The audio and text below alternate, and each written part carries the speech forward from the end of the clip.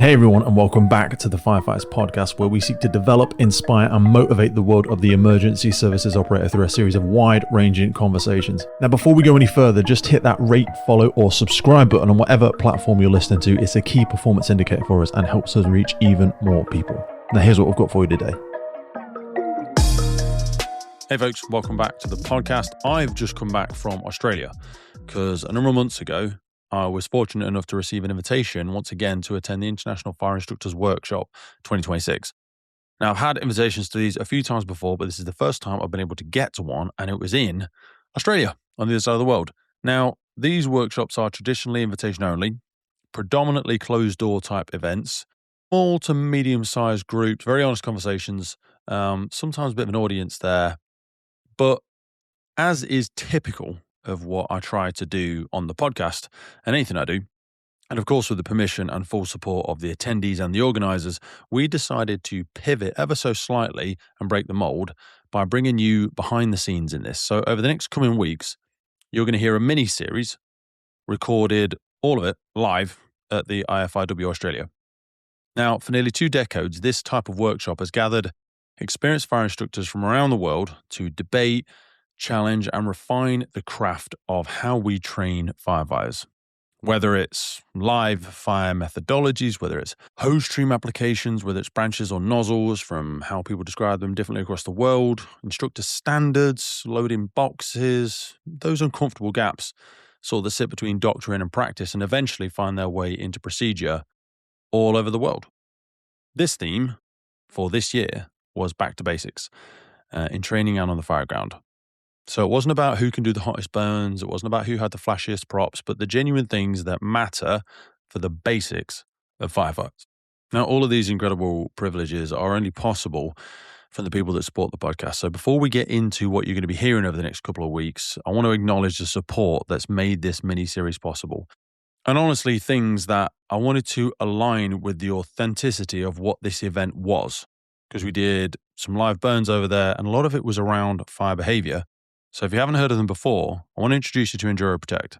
They've developed their particulate blocking range over 5 years of research, loads of trialing, loads of rigorous testing. And I want to zoom in specifically on their flash hood, the base layers, the liner gloves, the socks, which are all designed to provide complete head-to-toe protection from harmful carcinogens.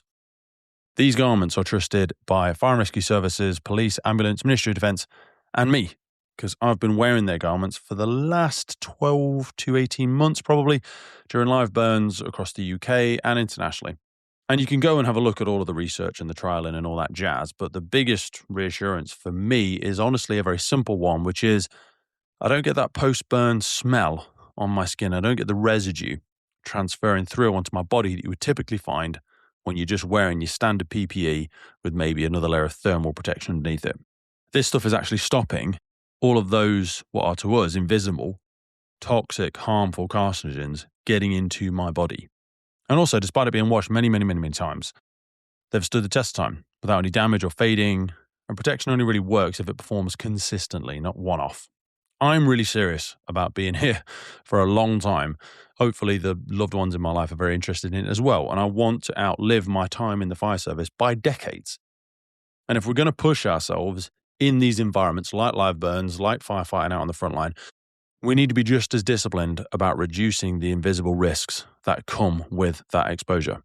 So under all of these episodes, please do take a look underneath it. And if you honestly want to be enjoying this stuff for a very long time and not causing yourself harm in the long term, then I strongly encourage you to go over and take a look at our partners for these episodes. So firstly, it's EnduroProtect. There's a link underneath here. Go and have a look at them. Next, and along the same theme, and it's why I've chosen both of these, because I think it's basically like the perfect combination, because we're going with DWIPE. Now, DWIPE are equally focused on contamination control, and they've conducted landmark studies with leading professors at Manchester Metropolitan University, which demonstrated that their wipes remove harmful dioxins and polycyclic aromatic hydrocarbons, PAHs, for everybody that doesn't know what that stands for, from our skin. I personally carry their multi-packs, the 40-piece multi-packs, in my car and in my main bag that I take to work, but I've also got their individual large D-wipes, the single-use sachet packets that I put in my bag on the truck and that I always have with me when I go and do my burns. I usually take 2 or 3 of them. They're massive. They're like 30 by 20 centimeters, which is ideal. They're in my kit bag. That means I'm always ready with a couple of proper sized wipes. And it's practical, it's simple, and it's just become routine for me. These two products, EnduroProtect and D-Wipe, work incredibly well together. If you're passionate about fire behavior and developing your skills in live burns and simulations, you've got to realize you're going to be doing this a lot. And also, if you're in the job, you're probably going to be in the job for like 40 plus years. Over that course of time, not doing these things right and not engaging with the products and the protections that you need simply means you are accepting a really negative long-term health cost. So if you want to progress, if you want to learn this stuff, and if you want to protect yourself long after the job, you need to be using some variation of these two things. You can find the links for both of these essential resources below, and I strongly encourage you to reach out to them directly. Now, what are you going to hear over these next couple of weeks? So, firstly, in today's episode, you're going to be hearing Karel Lambert. Karel first came on the podcast back in episode 163, I think it is. Karel's been on a few times, I think, and you're going to hear him today speaking on air consumption during tunnel firefighting as one example. Karel, for anyone who's not familiar, is a divisional chief at Brussels Fire Department, which is the Belgian rank of a major, and he's going to be our first talker. But then across the series, you're going to hear from people like Ed Hartin, world-renowned fire behavior expert, author, command competence, incident command training resources. This guy's incredible. Ed's going to be coming on the podcast in the future as well. And he's going to be exploring fireground sense making and decision making for station officers. That was one of my favorite ones. You're also going to hear James Mendoza. James is a fire captain at San Jose Fire Department. Been on my list for a long time to see James, and I was lucky enough to meet him in person. He's going to be breaking down water application and also talking about how in the service that he works in, they hadn't had enough exposure to large volume cells. So we're talking water application, the science behind it. And through that, he's going to do a debrief of a Home Depot fire in San Jose, which is a little bit like a B&Q or something like that you'd see in the UK. You're also going to be hearing from Jason Coy. Jason's a fire chief at Laramie County Fire Authority.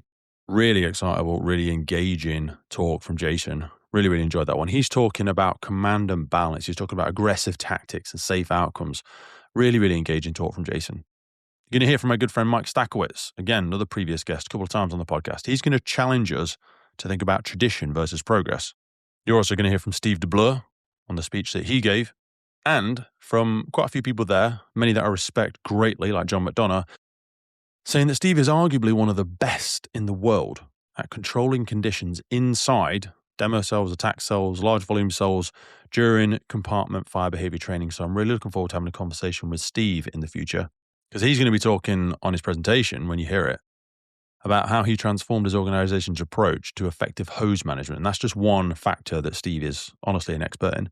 And then one of the final presentations you're also going to hear is from Steve Brisbois. Hope I pronounced your last name right, Steve. Steve is assurance quality or quality and assurance in Montreal Fire Service. And I think Steve's was my favorite talk, to be totally honest with you, for reasons that I'm not going to spoil for you. But he's going to be doing a debrief of an incident in Montreal, and I'm going to leave it there without spoiling it. So alongside these presentations, you're going to hear a couple of roundtable discussion as well. These are what sits at the heart of IFIW. Some of these were done in quite large rooms. So we've done our absolute utmost to polish the audio. Now, these are really, when you're listening to them, just think about them as very honest conversation. No slides, no performance. There's a lot of experience. Instructors in the room from all over the world. There's also firefighters and command experts and all sorts. And people just thinking about problems from very different angles. But it is recorded raw. People were aware there was microphones. We had 6 microphones in the room. But obviously everyone talking at different angles. You may hear some difference in the audio quality. So I wanted to share them because they're really, really good. So a lot of what you're going to hear, again, is recorded live. There's a lot of background noise. There's some movement, conversations happening around us, but we've done our best to filter it. But ultimately it's raw, and that's what makes it really useful. I think this mini-series is going to give you access to the rooms where these conversations normally happen out of sight. We don't get the insight for the rest of the sector, for the rest of the world. And that, with the wonderful support of the IFE, the Institute of Fire Engineers Australia, with the incredible planning from Gerard Mann, from Lucas Garden, from John McDonough, that is what this is all about. Giving you a rundown of exactly what you're going to be hearing there. So without further ado, let's roll into our first presentation that we had. And this one is recorded at Fire and Rescue Service New South Wales, which again was just an incredible facility. The stats say it is the fourth largest urban fire service in the world.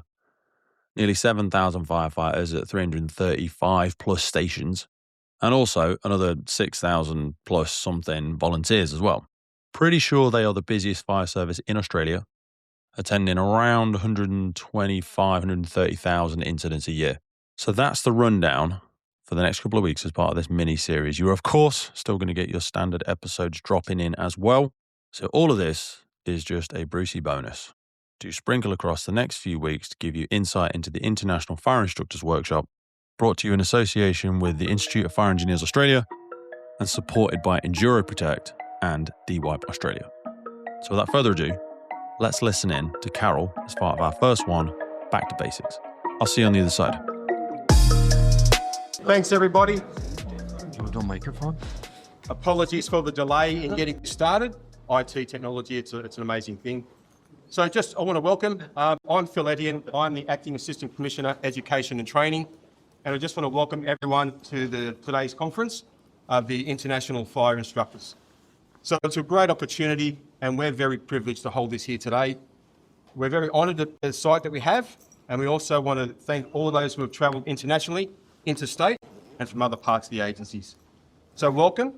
I also want to acknowledge the country that we're on today. So we're meeting here today on Darrick land, and I want to pay our respects to elders past, present and emerging, and also acknowledge any of our Aboriginal or Torres Strait Islander peoples here with us today. I won't take up too much time because we have had a delay in getting there, but I can't really say enough about how this is a great opportunity.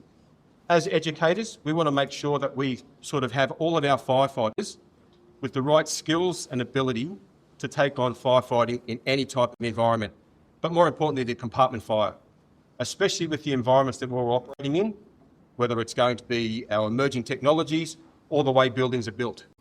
So this is a great opportunity, back to basics, having an understanding to make sure, are we on the right path? What can we learn from? And I'm really excited about our international speakers and all learning from them. So I just want to welcome everyone today. I hope you have a wonderful day. On a personal note, I want to acknowledge and thank John Madonna.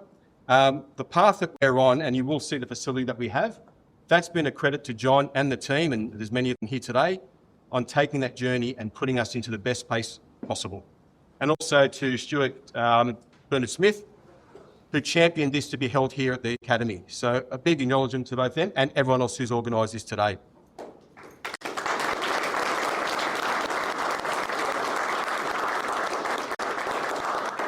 It is wonderful seeing representatives from both firefighting industry, engineering, and also partner agencies, and also with our sponsors. And without further ado, I'll hand over to Jared to welcome everyone and to acknowledge that. Thanks, Jared. Thank you. All right. G'day, everyone. My name's Jared Mann, and I'm the Station Officer from Fire Rescue Victoria. I've been a member of the IFE for about 7 or 8 years, and last year I was lucky enough to be elected to the board as the Fire and Emergency Services representative. Now, our remit in the Institute of Fire Engineers, which is a non-for-profit organisation, is to be the nexus between industry, engineering and response in the fire agency. We've noticed some gaps that we'd like to fill, and that's more in line with education and being able to look at what other people are doing to decide if we're doing things right or if we could improve. Earlier in the year, late last year, me and John were meant to travel to England, and John had just got back from IFIW in the USA, and I was asking him where it was going to be in 2026. And John said to me they hadn't selected a spot, but he'd like to do it in Australia. And being part of the IFE and having the remit of trying to bring education to Australia, I said, well, why don't the IFE sponsor IFIW to come, bring their conference to Australia and give Australian firefighters a great educational opportunity. So we've worked really hard over the past few months to try and put this together, and IFE is very proud to work with IFIW and have this roadshow that's hitting Sydney, Melbourne and Brisbane. These events don't happen without sponsorship, so I'd like to thank our sponsors. These generous companies and organisations have donated some money to make this possible to happen. They've got displays on, and I'd really recommend going and seeing the sponsors during breaks to see what they're doing in terms of the industry and the fire services. I'd also like to thank our host agencies, being Fire Rescue New South Wales, Fire Rescue Victoria, and Queensland Fire Department. Without their help, we can't reach people and we can't host these events. So thank you to everyone here from Fire Rescue New South Wales team, from the fire training team, from the academy that have helped bring this conference together. For any IFE members in the room, this is going to count as 6.5 hours towards professional development. If you email membership@ife.org.au with the subject emails IFIW Workshop CPD, you'll get that 6.5 hour certificate for yourselves.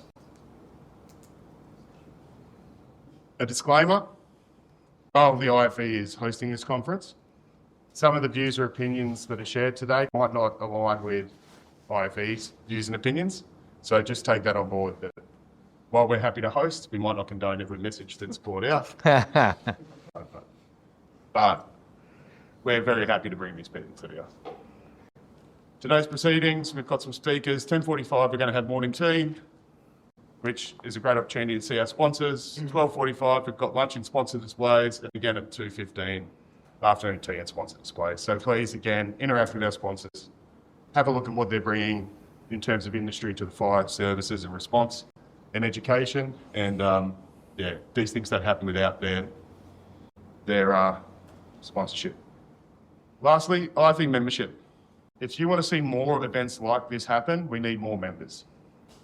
And if you sign up because of these events, it tells us that you want more of it. We've got the President, Jason, here today, and Cam, the Treasurer. Cam, hand up. Yep. So if you need to talk to anyone about membership options or how to join the IFE, please approach one of the three of us. Other than that, I'm going to hand over to John to open the day. So thank you, John.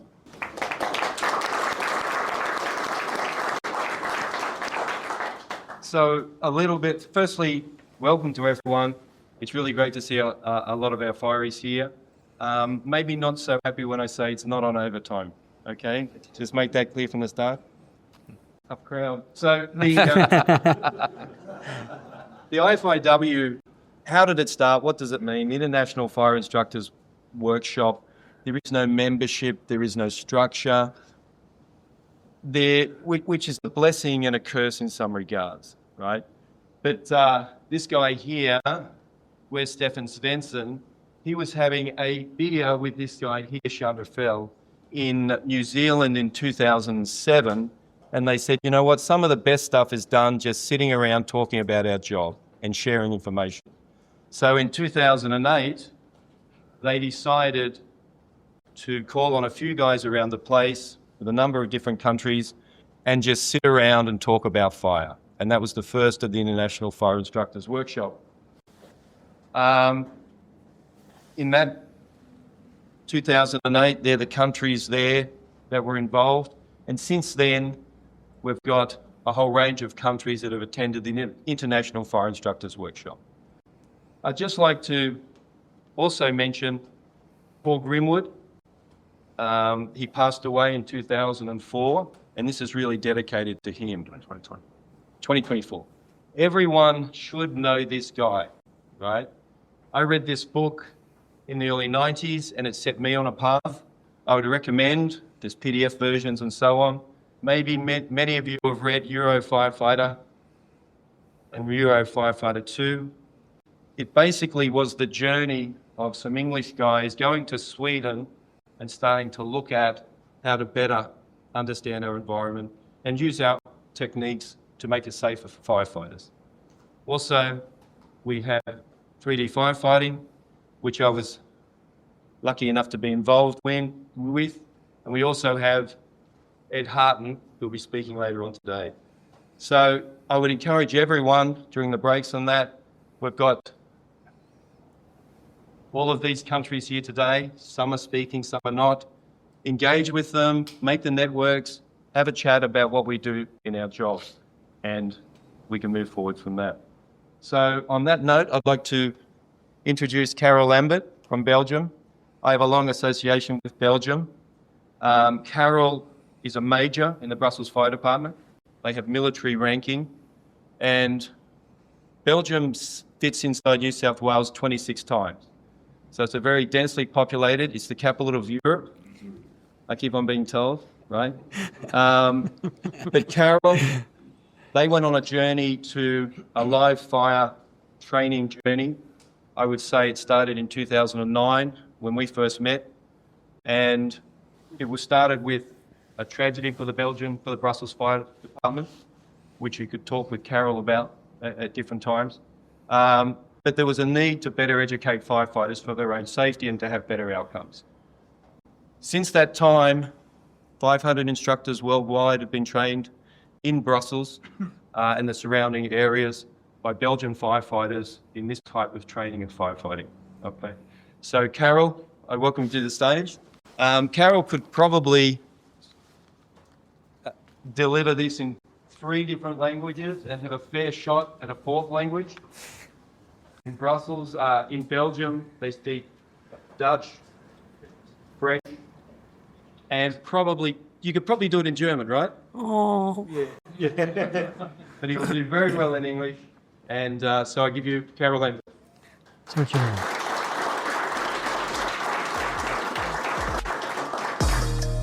We're working in collaboration with the Blue Light Show, a national conference and exhibition built around one thing: blue light services do better together than apart. I'm going to be there 1st and 2nd of July 2026 at the event, getting involved with those conversations and connecting with people who really care about doing the job better across the blue light sector. I'll see you there. Okay, good morning, and thank you for the invitation. So I've been to Australia a couple of times, very beautiful country, interesting way the fire service is organized. So I'm going to talk a bit about air consumption and air consumption rate. Might be a topic which we haven't thought about a lot. So I'm going to talk a bit about what I found throughout the past years. Maybe first, John mentioned Belgium. This is Europe. Belgium is the red country. It's quite small, but as John mentioned, this has a quite high population density. Switch this column a bit. So it's something I always state because there's a huge misunderstanding. It's the Belgians who invented the fries. So it shouldn't be. You almost said it. Yeah. So the French fries, it's an alliteration. But we invented the fries. It's outrageous that after all these years, this hasn't been corrected. So Belgium is also the country of the beer. If you come over, you could be in Belgium for a year and have a different beer every day. And at the end of the year, there would still be new beers to try. Yeah, we are a beer country. We also a country of chocolate. And I'm what they call a recovering chocoholic. I used to be addicted, so I'm not as addicted anymore. I'm also plenty of other stuff. So I have a son, I have a stepson. So I have a partner, I like to play sports, I like to learn, and I think I have a drive for excellence. I think in the fire service we have to strive for excellence and try to improve all the time. Because society is changing around us, and things that work today might not work tomorrow. So in Belgium, it's organized differently. It's not a state-run fire service. We have multiple fire service, and I work in the Brussels Fire Service. I've been there for 22 years. We have a military system. I'm a major. I'm in charge of 250 firefighters who work every 4 days, so one of the 4 shifts. Where I live, I'm a volunteer firefighter. I'm what you guys call an SO, a sergeant in our language. So I like to be in the back of the truck. I like to be in front of the truck. I like to be outside. Fire is my thing. Yeah, the more fire, the merrier. I don't like fire prevention. That's not good. So I also teach. I wrote a bunch of articles about fire behavior and firefighting. I co-authored a couple of books. Most of them are not available in English, but the articles are. So I have a company on the site, CFBT-BE, and we train instructors. We have a website, and this is a screenshot of it. And if you go to publications and then to articles, you find this table, which is a lot longer than what is on the screen right now. But there is an English column, and there is like 50 plus articles available in English, and you can just download it and use it for training. It's there to be used. The idea is to share knowledge and to help firefighters gain knowledge. This is IFIW 2015. I think this is a very interesting concept. We meet once a year somewhere in the world to exchange knowledge from firefighters to firefighters, but also from scientists, because sometimes people see things differently. We need critical thinkers to to question, are we still doing the right things? Could we make progress? That kind of stuff. So some people collect stamps. I collect degrees. I have 4 of them. I'm a civil engineer. I also have a degree in fire safety engineering, and I have one in occupational safety and health. I actually have 2 in fire safety engineering. Sometimes you lose count, right? I'm also a researcher, and this is what I will talk about now. So it's maybe a bit boring, sharing research results. I also teach this is my boss at university. I'm a 5% professor at Kent University teaching fire engineers about the fire service. So my whole life is about fire and things.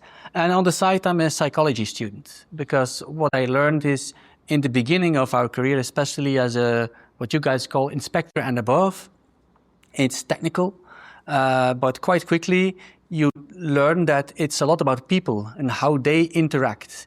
And I started quite young as a senior officer with engineering degrees, a very technical approach, and that's great if you have to deal with fires and technical problem. Not so great if you have to deal with people and people problems. So I decided a couple of years back, let's study some more about the human nature. And the more I study that, Ed will deliver a very interesting lecture, I'm sure, about decision making. That's practical psychology. So I'm also a psychology student. So my research, in a way, is inspired by John, as a lot of the things we do in Belgium are inspired by John. And I took a couple of slides from his presentations, and John has that concept, knowing the spread. And he explains it with the example of just putting up a ladder. How long does it take to put up a ladder? And it ranges from 2 to 2.5 minutes to cannot complete. And the thing is, you better know as a SO, how long does it take my crew to do something? Yeah, and he says it applies to every other task-related skill in the fire service. There is that spread. And me being an engineer, I love numbers. Math is fantastic. I like math a lot more than human interaction. It's easier. So what is else existing that we don't know about? And I asked that question in the framework of air consumption. Yeah. So I'm going to try to make it not too technical, but there is math behind what I did. And I'm going to try to avoid it, but it's a simplified way to explain things. Yeah. So in this room, who was trained for using an SCBA? I suppose everybody. So you should all be expert users, right? You're going into fires, you die if the thing doesn't work. So it's kind of interesting to know something about it. So how much air is in an SCBA bottle in liters? 2,000. Yeah, 2,000 something, yeah. But everybody know that answer? I gave the same presentation in the States, and yeah, lots of firefighters scratching their head, maybe because they think in body parts like feet and such. But lots of firefighters actually don't know very much how much air do they have and what does that mean. We're not busy with quantities. We just do it. We go to fires and we just think, well, it will be okay. Do we have enough air? Do you guys have enough air? If you go into a structure fire, is that enough air? Always? If you go in something else that's burning, is it enough air? Well, I did a Google search, and then the Americans have NIOSH, and they have the firefighter fatality program where they do research what happened if a firefighter died, and they studied over 1,000 cases throughout the last 30 years, and I found a couple of them. So a firefighter dies after running out of air in a strip mall. Do you guys have strip malls in Australia? Yeah. Somebody died in a library. Do you guys have libraries? I suppose you do. Yeah. A marine vessel fire.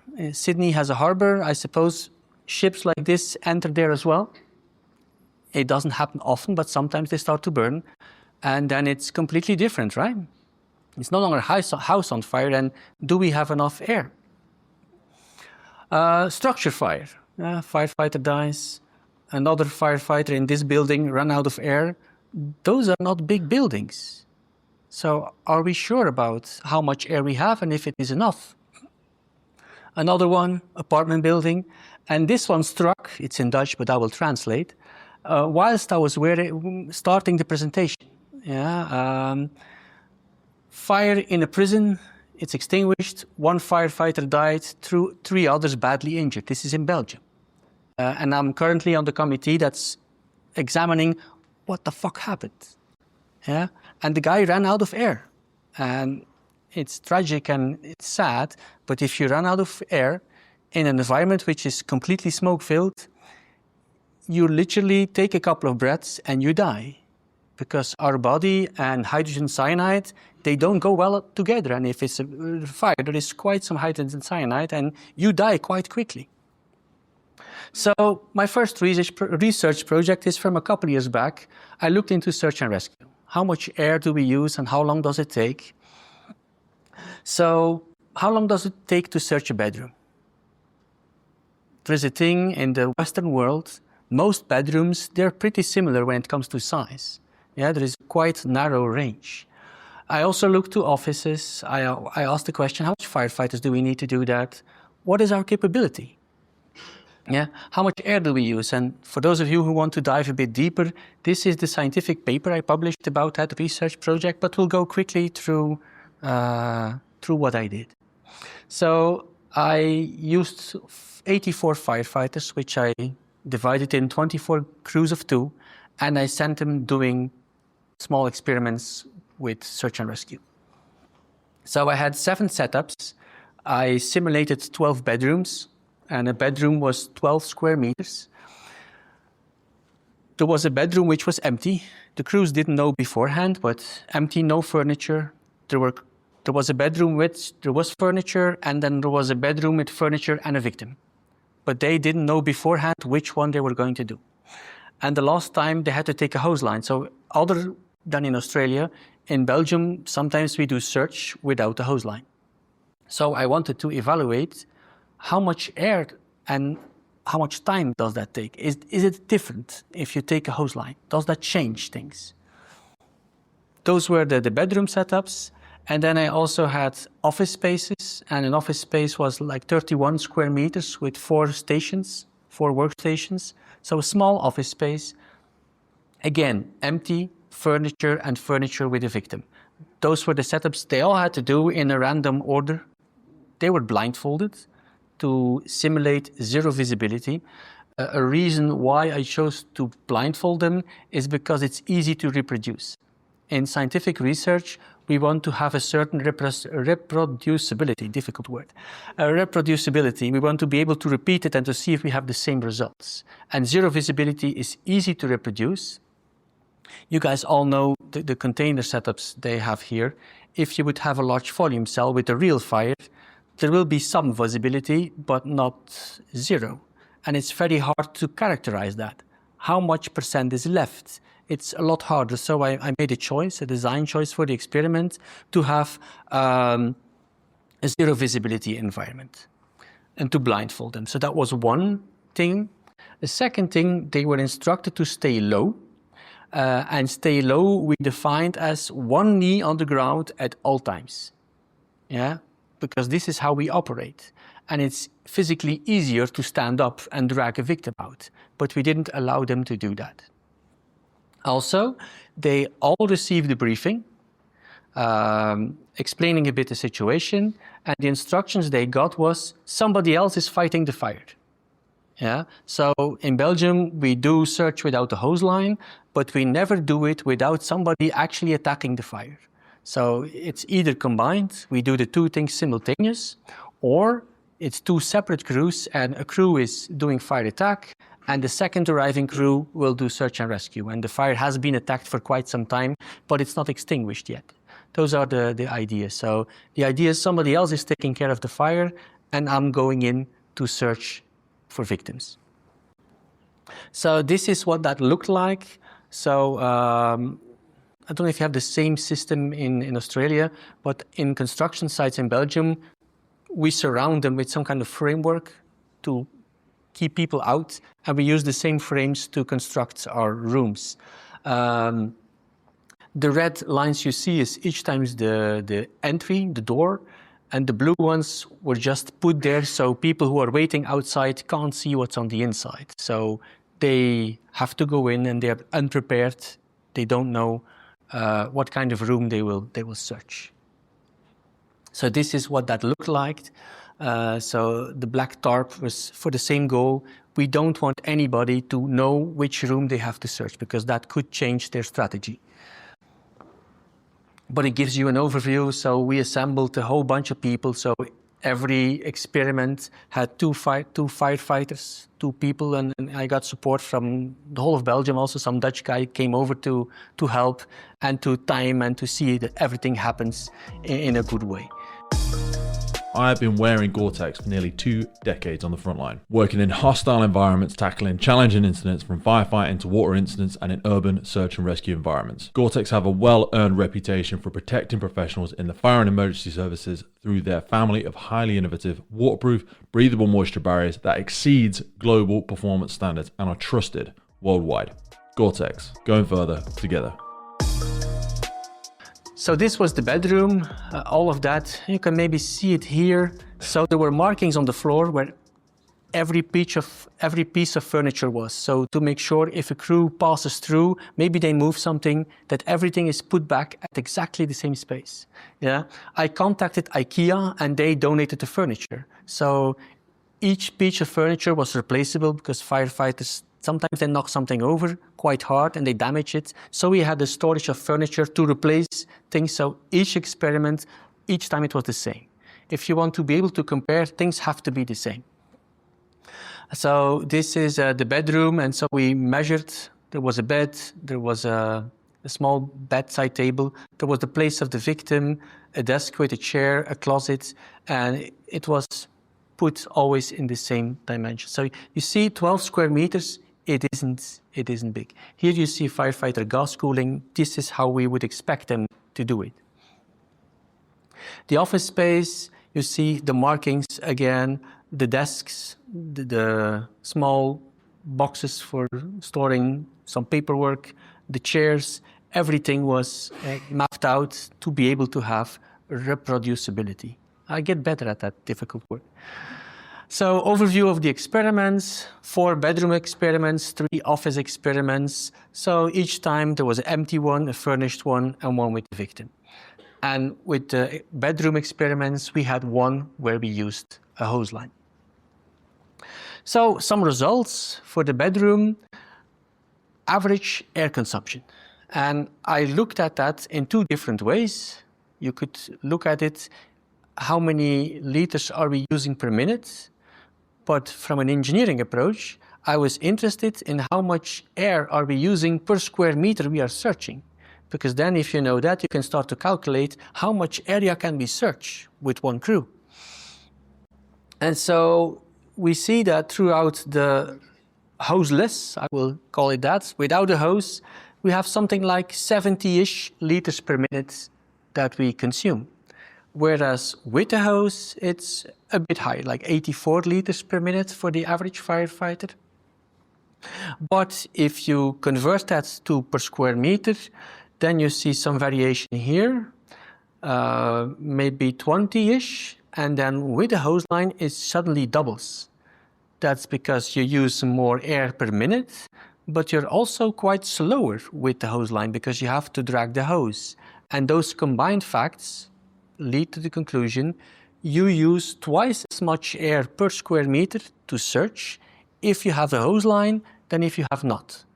I'm not saying it's bad or it's good, but that's a fact.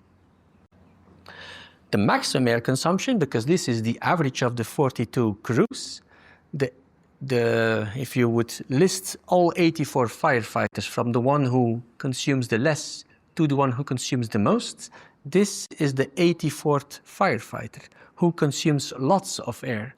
And suddenly we see a whole different kind of numbers. Yeah, it goes like times 3. Some firefighters use more than others.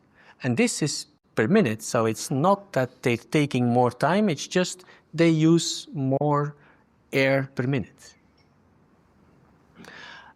You saw that picture with the guys cooling the gases in that very small room. I had one 2-man crew who spent 15 minutes to search that room. I would not thought that possible, but they lost their way. They couldn't find the door anymore. Remember, they were blindfolded. So in John's slide, there was cannot complete. Well, they did complete, but it took them 15 minutes. That's not the crew I want to go to a fire with. The fastest crew was like 1 minute and done. It was a Brussels crew, not to brag, but... So that's a first important observation. Some people use more air than others. It's quite a large spread. These are the average data. So if I draw some conclusions from that very first experiment, is 4 minutes is a good average search time for a bedroom. If average crew, 4 minutes, yeah, to search the room, to get a victim out, that's about it. Taking a nozzle, it takes more air per minute, but it's also slower, so it's on an order of magnitude, it's about double the amount of air, so you can only search half. Now, are there disadvantages to not taking a hose line? Could you think of disadvantages? What? Safety. Safety, can you explain? Well, if you come across a fire that's in a developing state or is coming through a wall, you can control that and prevent rapid expansion. That's a very valid answer. If you come across a fire, or even worse, if you pass a very small fire and behind your back it suddenly gets big, then you're screwed. If you wanted to hydraulically ventilate to search quicker. Yeah, so if you want to do hydraulic ventilation without a hose line, very complicated. Yeah. Something else? Yeah, that's also an important one. A hose line is also your link to outside, and if you come, you can follow it and you should get outside. If you don't have a hose line, you can just get lost and then run out of air. So not taking a hose line, it has drawbacks. So for sketching the context, in Brussels, we go to lots of fires in old buildings like 60, 70, 80 years old, 5, 6, 7 floors, 1 unit per floor, 40, 50 square meters. So quite small. And our tactic is quite simple. One crew will attack the fire and another crew will go to the floor above to quickly search. Because typically you have wooden floorings and the fire doesn't go immediately to the floor above, but the smoke does. And so people are, especially at night, are dying in those floors above. And to be fast, we send a crew above the fire whilst another crew attacks the fire. But it's a small space, so the risk of being disoriented and to lose your way is small. And even if you do, if you arrive at the alpha site, you open a window, we have ladder trucks, will take you out of the window. So we do search without the hose line, but we've thought about the potential risks and we have measures in place to mitigate those. Let's see how we are on time. Okay. In a qualitative way, it's a bit silly picture hand in hand, but 2 firefighters, one next to the other, is way more effective than 2 firefighters, one behind the other. Because if the one is behind the other, the second one is just searching what the first one already searched. You can search more area if you go one next to the other. So this is a hotel we have in Brussels, and this is a typical hotel layout, a hallway with rooms to both sides. Do you guys know other buildings which have that typical layout? A hospital, for example? Other examples? Nursing home. Nursing home? Yeah. Schools. Yeah, but in schools the rooms are really big. But for example, I don't know if you have these in Australia, but in Belgium, in university cities, we build these kind of buildings to house the students, student housing flats. Dormitories, yeah. So the same layout is abundantly present, where you have lots of people. So we have rooms. In a hotel, what's the size of a hotel room? It's actually not a lot bigger than bedrooms, maybe 50% bigger because you have a small bathroom. Yeah, so you can start to think about what area can we search with the amount of air we have in the bottle. If you consider it as bedrooms, the average person will be able to search 94 square meter, which is 8 real bedrooms, yeah, or maybe 6 hotel rooms, something like that. But the guy who uses most air will only be able to search 1/3 and maybe only will do 3 bedrooms or 1.5 hotel room. So that's a practical implication of what I found in the research. So if you have a hotel layout and you have 16 rooms, and they're rather small rooms, so I'm not talking about these rooms where you pay $1,000 per night, but just the things we use, right? Then 2 to 3 crews per floor should be enough to search that. And then you can start to plan. If you have the floor plan of a hotel, sometimes these plans are available, evacuation plans, you can start to estimate how much crews do I need here and what can I expect time-wise. So for the office space, these were the results. So again, this is without the hose line, 70-ish liters per minute to do the search and rescue. So compared to 68 liters per minute for the bedroom. So more or less same order of magnitude, but a lower consumption per square meter because there's more empty space and it goes faster. Again, the maximum air consumption a lot higher, like order of magnitude 2 to 3 times higher. Some people use more air.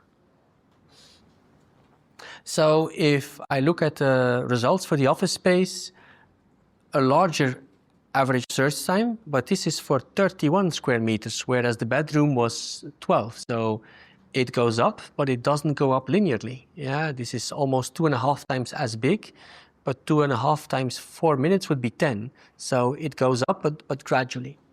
Yeah, the air consumption rate per minute is similar, but per square meter it's lower. So you can search a bigger space with the same amount of air. So considered as an office space, the average person can search 161 square meters. So again, a value for offices. But the guy who uses most, it's again about 1/3 of the average guy. I didn't look at the best guy because that's not relevant. Yeah, in the fire service we are a team, and actually what we do is determined by the weakest link.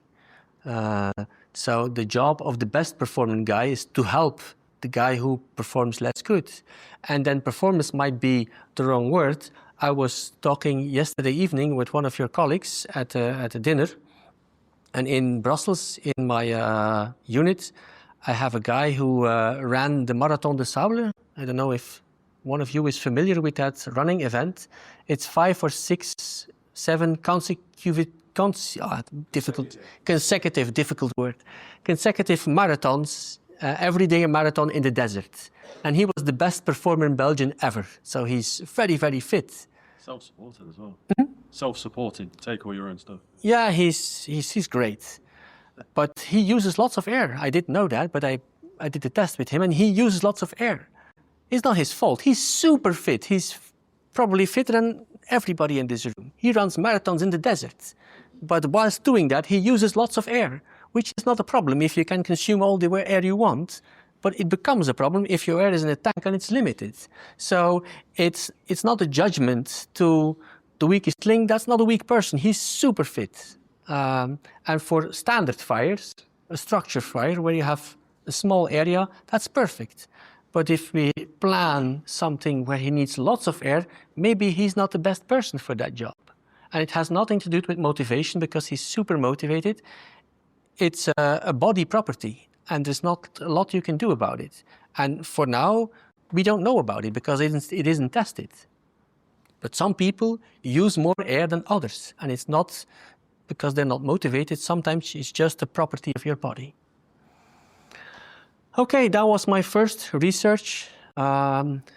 Second research project was about tunnel firefighting. In Brussels, we have quite some tunnels. We have 30 road tunnels.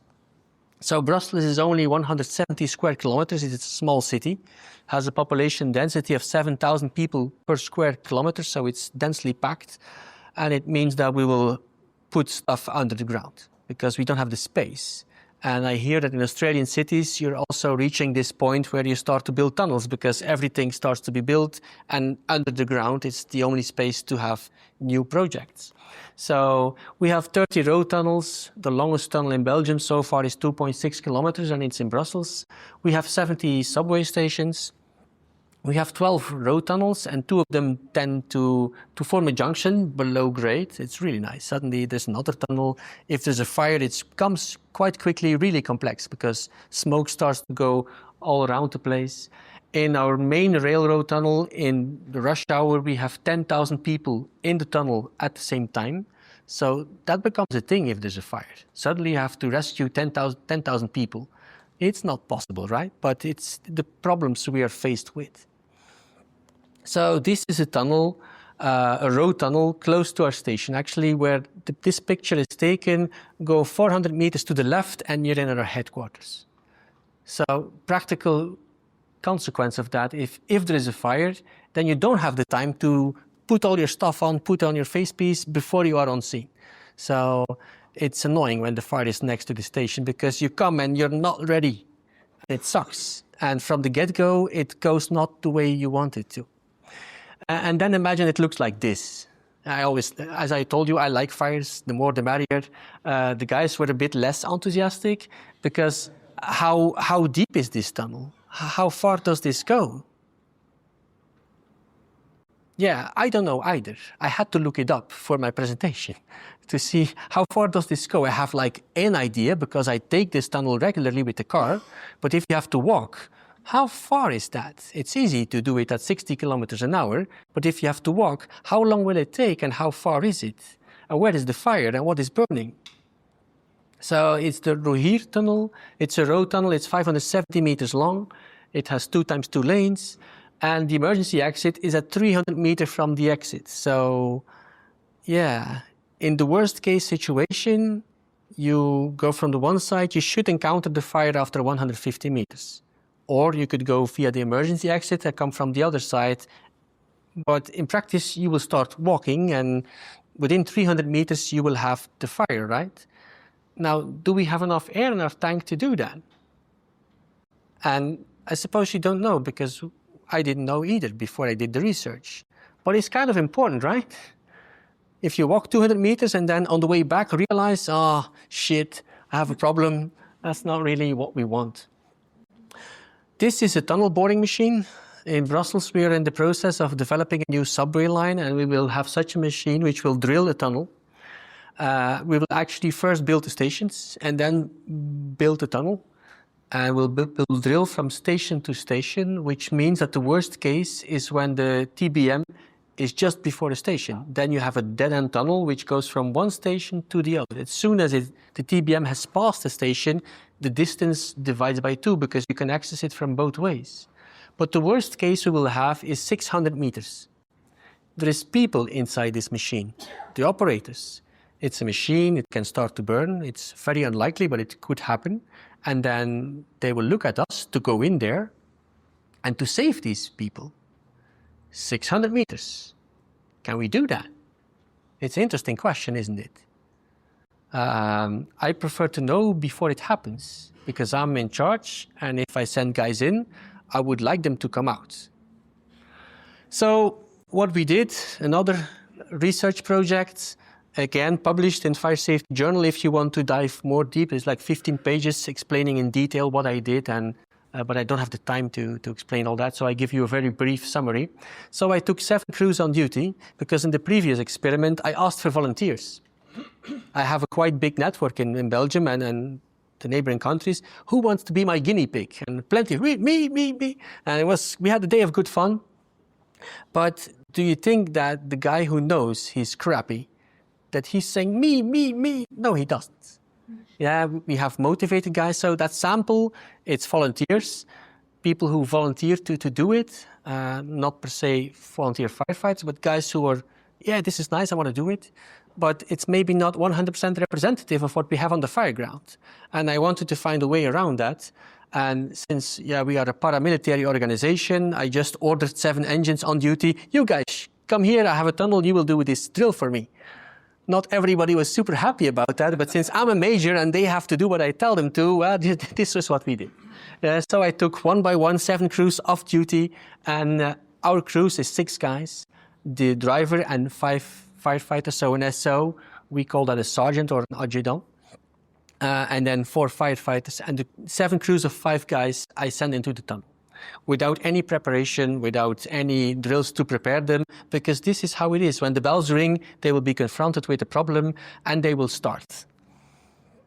The tunnel was 420 meters long. It's just a tunnel which was available. It was a dead-end tunnel. Their goal was to extract a victim. So their orders were, go to the end of the tunnel. There will be a victim there, put it into a stretcher and go back.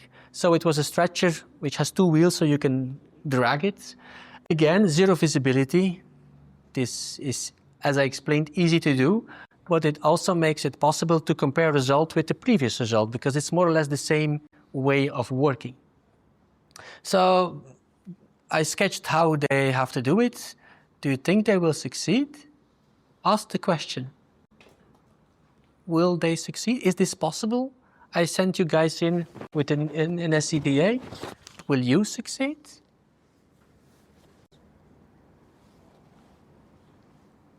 An interesting question, isn't it?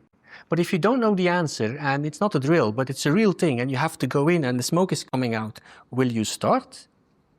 It's a bit late to ask that day off, right? Gee, could I get a day off? I'm not feeling well. So this is the end of the tunnel. So this is the tunnel here. The tunnel, how he was. There was a flight ladder, and I told them, just follow the left side. You will encounter a ladder, and there should be a victim in the vicinity. The victim was quite close. That's the setup. Some more info. So this is the BA we use. I don't know if the Draeger representative is in the room, but we use Draeger in Belgium. I've used Draeger my whole life. So it's filled at 300 bars. It's a 6.8 liter bottle. It has an alarm at 50 bars. And the spare air, the reserve air, you're not supposed to use. That's for emergencies. So which means that 300 minus 50 is 250 bars. That's the usable air. If you divide that by 2, it's 125 bars. 300 minus 125 is 175.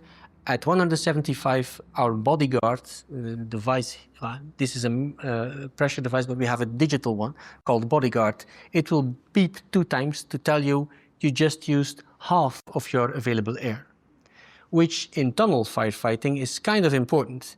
That's the moment to go back. In the idea, you will get back if you stop at that moment because you used half. The other half should be enough to get back. But is it?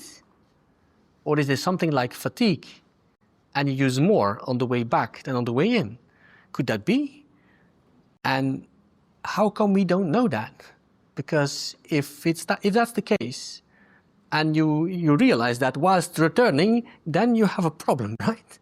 So that's all stuff we wanted to know. We also wanted to know, do they all hear that 2 bleeps? Because there is something like tunnel vision, stress, and they might not hear it. And then what purpose does it serve? So some pictures. So this is the stretcher we have on our ladder trucks. So we give them a blindfold, a blind man stick. It helps to navigate. So in Brussels, that may be also an interesting item. In the past 10 to 15 years, we sent 400 guys a week to Switzerland for a tunnel firefighting course. So there they teach them how to use these things and plenty of other stuff. A very good course. Each firefighter had a particular firefighter helping him. Again, firefighters from around Belgium that I asked to help. Do you know this guy? You've been in a Hendrik? Oh, yeah. So guys came to keep him safe because the tunnel was being remodeled and there was stuff we didn't want the firefighters to get hurt. So everybody had somebody to take care of the test person, the guinea pig. We don't want wounded guinea pigs. Seeing as I ordered them to do that, I prefer that they do not get hurt. But this is them putting the victim into the stretcher. Yeah. So if you would compare this to a task, what task are we actually testing? By sending them in, having them put a victim in the stretcher at the end and having them come back. What are we testing? Yeah, but what task? It is beyond a privilege to be able to bring the Firefights podcast to you, and we are so grateful for every single person that supports, listens, shares, and follows our journey. And to help us keep doing it, create more, reach more guests internationally, and make the podcast sustainable, we're asking for you to help. And to do this, we've set up a Patreon page. By joining our Patreon community, you will get access to every single full episode archive we have ever made. Now, hundreds and hundreds of key documents that we've got in there on fire behavior, firefighter health, cancer risks, incident debriefs, and so much more. So if you feel like you want to join the Patreon crew and help us make this possible, head to patreon.com/TFFPC or check the link in any episode podcast notes. So this is actually not testing search and rescue, because it's not like they're searching all the time. They're just walking to an end, then doing something and coming back. So actually, this looks more like recce than it looks like search and rescue. Is to see how far we can penetrate and get back safely without doing too much effort. So some thoughts, some considerations. They're blindfolded, which means they can't use a tick. In reality, the smoke will rarely be zero visibility, and with a tick you will be able to navigate, which will increase your speed a little bit. And as we will see, speed is kind of an important factor. It's a simulation, yeah. They know it's in a non-fire situation, so if they ran out of air, they could just take their mask off. I've been to a tunnel fire 10 years ago, and I could see the difference between the Swiss firefighters, the one who have been to the course, and the others. Some others, you could see it in their eyes. They were scared. Yeah, we pulled a 340-meter attack line. From the engine to the fire, it was 340 meters. That's not your standard fire. It's a bit outside of the comfort zone. You know, outside of the comfort zone, the magic happens. Some of those guys would disagree. They didn't like it at all, because are we going to get back? At the time, we just did it, Nike. We just did it. We didn't know if that was going to work. There was a fire in a railway station underground, and we had to put it out. So also, it's not heavy work. They're not deploying hose lines. They're not doing extinguishment. They're not actively searching in a train, which would be search and rescue. Go into the carriage, look in the train underneath the seats. Then you will consume a lot more air. So it's a flat underground. So if there would be ballast and tracks, it would be different. They also started on the tracks. So air consumption through descending wasn't calculated. It was a single bottle. What would be the effect of a double bottle SCBA? Yeah, you have double the air, but extra weight. How does that affect the results? So if we look at the results, and then this is results for a road tunnel because of the flat underground, 44% of them ended up with less than 50 bars. 16% of those, they had to take off their mask because they didn't have enough air. The air tank was just empty. The average execution time was again quite variable, from 25 to 43 minutes. Every crew has at least one person who says, we're at 175 bar. We instruct them, okay, noted, just carry on, because we wanted to see how air consumption was going to go.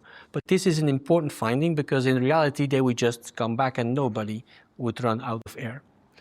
What we found is that crews get used to the guide stick and they start to go faster after a while. Faster crews use less air. Crews who just walk faster, they use less air per walking meter. That was up to 2.9 kilometers an hour. Some crews were faster, but that was the fastest crew. Also, crews are faster on the way out and on the way in, which is kind of good. That also means less air consumption. It means that there's no fatigue. If you come back at 175 bar, you should make it out without a problem.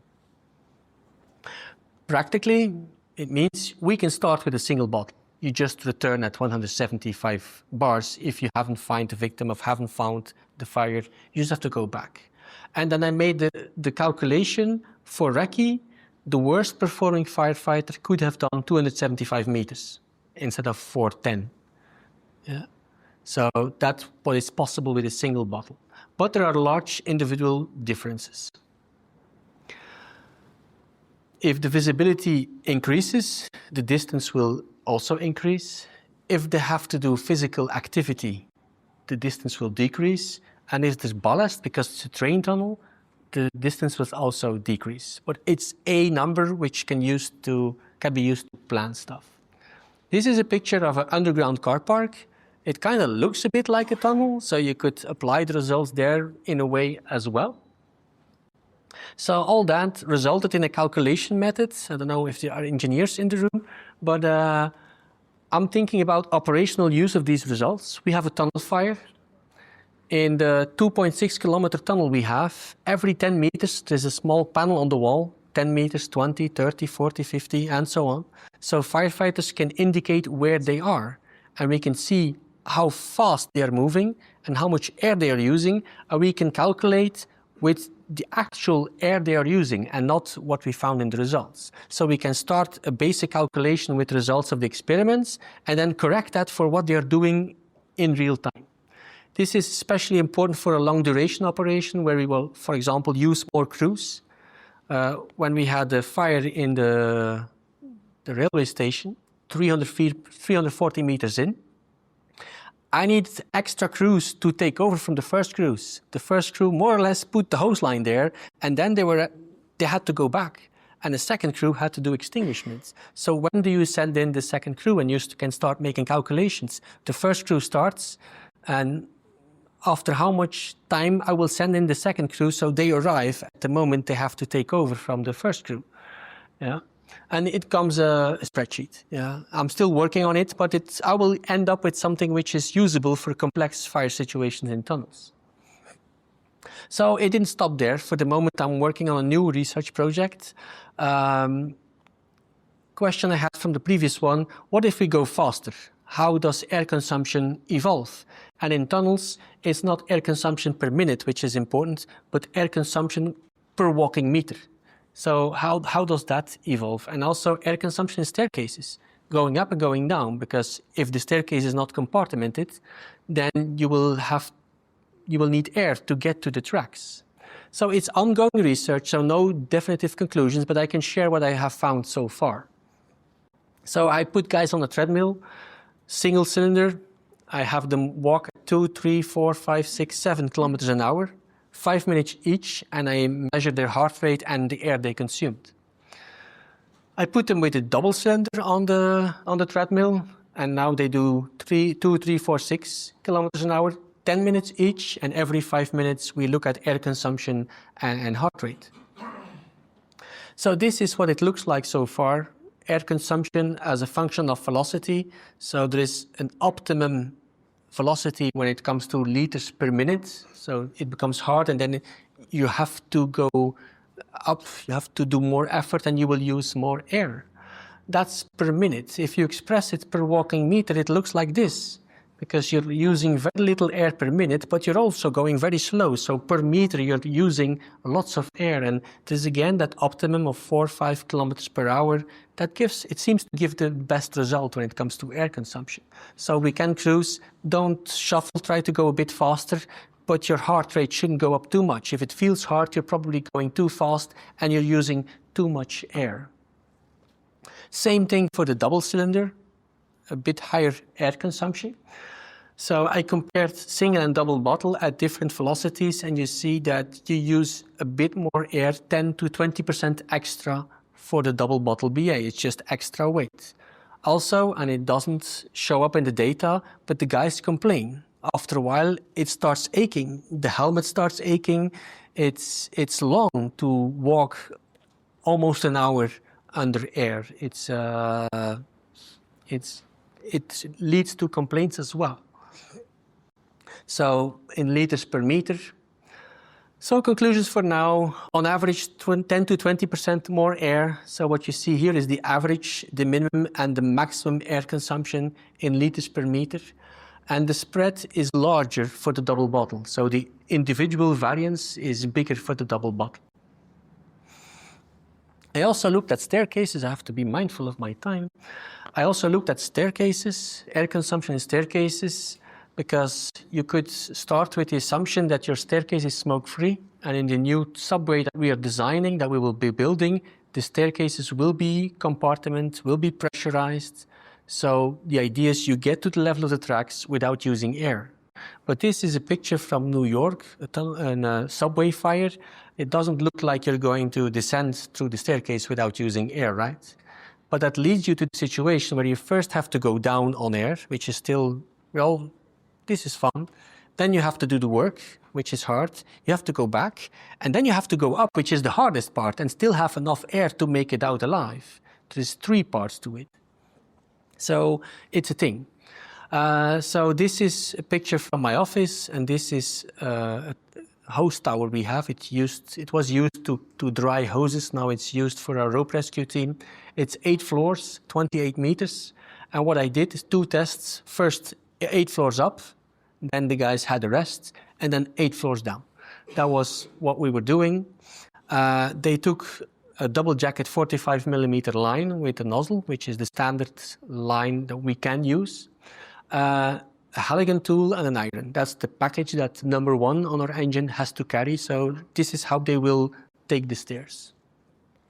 We measured the time and the air consumption halfway, so after 4 floors, and at the end after 8 floors. This is what we did. Some results. Again, this is not published yet. It's not even complete yet. Maybe other firefighters, which I will test in the future, will change these results. Maybe I just had the best firefighters or the worst. I don't know yet. We are in the middle of the process. It gives an indication, but it's not as good as the previous data. So it's important to have that disclaimer. So average, about 80 liters per minute going down. That was 19 liters per floor and about 5 meters per vertical meter, because you can look at it multiple ways. So for 8 floors, the average firefighter used 150 liters, which is 9% of what is in his tank. Again, the worst performing firefighter used over 50% extra, 130 liters, and he uses 12% of his air tank just to go down. These are the numbers for going up. So going up is a larger effort. You have all that weight that the BA, the PPE, the double jacket, the Halligan tool, the irons. You're approaching 50 kilograms of stuff you're wearing, and then you have to go up. It's a serious effort. So it took them 60% on average to go up, which means a single bottle BA up and down, average firefighter, 1/4 of the available air has been used to go up and go down. I was surprised to see this result. Yeah. The maximum firefighter uses 36% of his air tank. So he will not go very far because he'll probably also use lots of air to go somewhere. So again, large spread on the data. Also, I realized that the last 4 floors, especially going up, a lot more air is being used than the first 4 floors, 44%. And why is that important? If you would have to climb 12 floors, this data would no longer be representative. My new subway tunnel will be 10 floors below grade, 30 meters. So normal floors of 3 meters, not 3.5 like in my tower. So this is very relevant for my subway, which will be 30 meters below grade, and this gives me 28. But if you have different, there will need to be further research to see if it's applicable. So some practical things. So pressurized staircases, and that's an engineered solution, will avoid that air consumption, which will be really important if you have long tunnels, that you don't lose air going up and going down. Yeah. Other simple measures. This is a document that we have in our road tunnels, or at least in some of them. They're being equipped with the name of the tunnel, the directions, the 2 directions that you will go, and the distance to the next exit. Why is that important? At some point we do a drill, and we send firefighters down, and we have a plan of the situation, and we know they will go in. For example, they will go to Midi, the Midi direction. That's to the right. And I was on-scene commander at that location, and for the next half an hour, I had no clue where my firefighters were. We lost radio contact, and the thing was, they didn't show up at the fire. It's a bit annoying if you don't know where your firefighters are in a tunnel fire for half an hour. And what happens if this is the tunnel, here was the staircase, so they have to go in and go to the right, but the underground, there was a passageway and they ended in the tunnel like this and went to the right as instructed. And it took them half an hour to realize that they were walking in the wrong direction. But imagine this happening in a tunnel fire. And this is very stupid, but this solves the problem. Yeah, so it's a very cheap solution.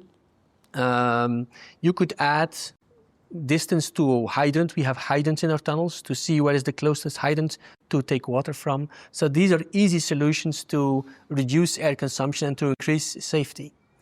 So some summary conclusions.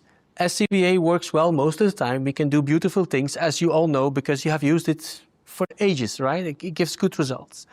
There are large individual differences, but there are limits. For special incidents, maybe we should study them beforehand so we don't have casualties. It would be very annoying in the case of our subway to send guys in 600 meters and on the way back they have 300 meters to go. Now we are without air. How will we get them out? So this is something we study beforehand. And maybe, and I know this is controversial, some people shouldn't be part of special operations. Not because they're not motivated, not because they're unfit, just because their body makes them consume lots of air. If you have questions, you can ask them now. We have a couple of minutes left, not a lot, but you can contact me via email, via Facebook, via LinkedIn. Feel free to contact me to ask questions. There is like eight minutes left for questions. Thank you.